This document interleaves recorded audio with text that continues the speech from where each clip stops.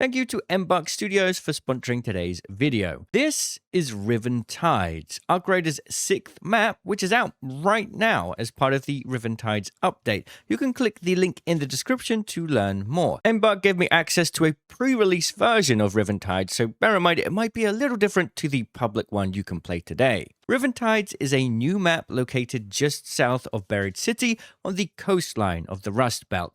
With a large multi-story hotel, pools, and a tennis court, you get to picture what luxury life was like before the Exodus.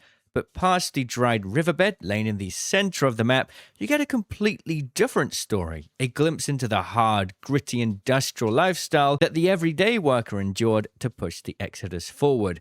This contrast perfectly explains what Riven Tides is as a map, both in lore and gameplay. It's a constant contradiction. Here's an example. Riven Tides is both small and large. You could easily travel between each of the 4 main locations in a single match, which reminds you it's closer to Buried City in scale. But if you spend time actually visiting the huge multi-story hotel or start climbing up and around the vertical playground known as the stacking yard, you suddenly realize how much space there is to go through in each of these locations. It's clearly smaller than Dam Battlegrounds or Bluegate, but each location is dense and towering in verticality. Here's another contradiction. The resort vibes really make you forget you're in a dangerous world filled with deadly arc.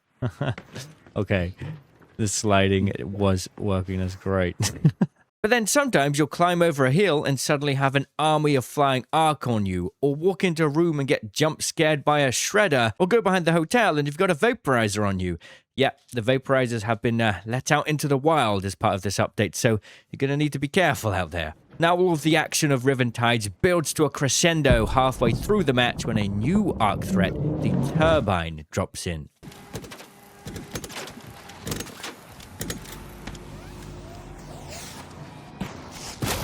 Oh my god. Yeah, I'll talk about the new turbine in a minute, but first, let's go on a bit of a tour of the map, covering all of the locations in Riven Tides so we can get a feel for what the map really looks like. Perhaps the biggest draw to Riven Tides is the large hotel.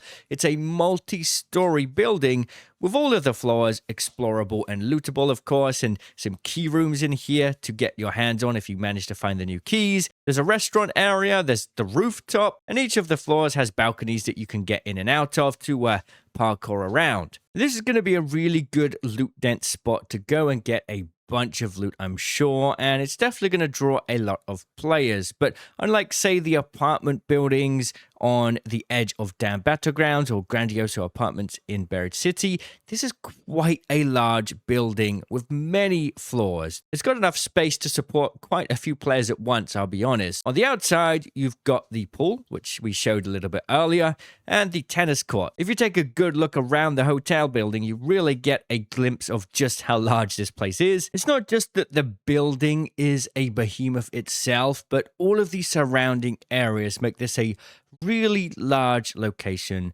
that is going to draw a lot of eyes. But it's not compact, right? You're not going to walk in here and meet every player that's in this building. There's enough space and enough parkour routes to get in and out without you necessarily needing to come eye to eye with anybody. There seem to be so many different ways in and out of the building, no matter what floor you're on. And so many different angles that you can come towards this hotel, whether it's from the tennis court side or from within the center of the map. Now, if you go up north a little bit towards the Azuro beach, you get those nice beach resort vibes, and you may even see a few seagulls. It's the new bird trap on this map. And as you continue towards the seabed, this is where you'll be taking part in the new map condition. There'll be a special tool that you'll be able to use to sort of look for treasure under the sand. I didn't get to test it myself, but it should be in the game right now as well. Now, the more you walk along the beachfront, you start to notice that you've stepped into a little bit of a grittier environment. The beautiful resort has been left behind, and now you've got the Port Authority building. You get a feel of the industrialization of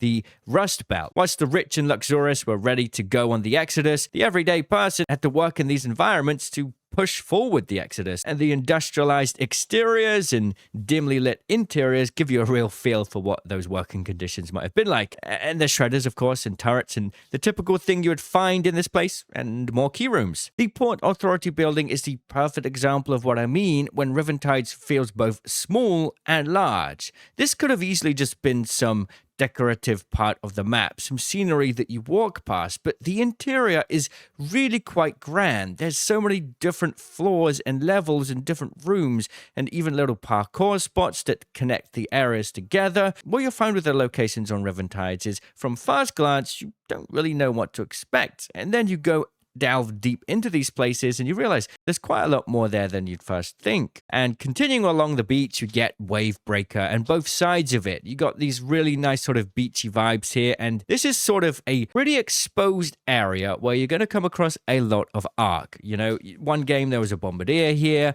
another game there was a Leaper, and there's a bunch of flying Ark patrolling this spot as well. So when you're thinking about doing trials, this could be a potential area to go to. And unlike other maps where you've got a lot of sort of buildings to go and hide in whenever Ark does come by, you've got to use the shipwrecks. You definitely have to think about how you approach this area if you plan to go down here, and definitely going to give for a different combat feel than some of the other spots in Ark Raiders so far. And overlooking this whole area is Stacking Yard, which is my favorite part of the map because it gives you a real true impression of what Riventides is all about. Yes, of course you can climb to the top of these things and parkour all around. There are many ways to get up there, whether it's up the stairs, up zip lines, or just jumping up on your own. But once you're up there, you can really see the entire map in its glory. You can see all sides of it. Well, there's a few hills blocking some lines of sight, of course, but this vast towering crane network and shipping yard will make for some pretty awesome engagements with both players and Ark. The Stacking Yard has multiple sort of interior areas scattered around as well, which will be a great spot to go and get loot and deal with other Ark. And going with the theme of Riventides here, at least from my perspective and experience,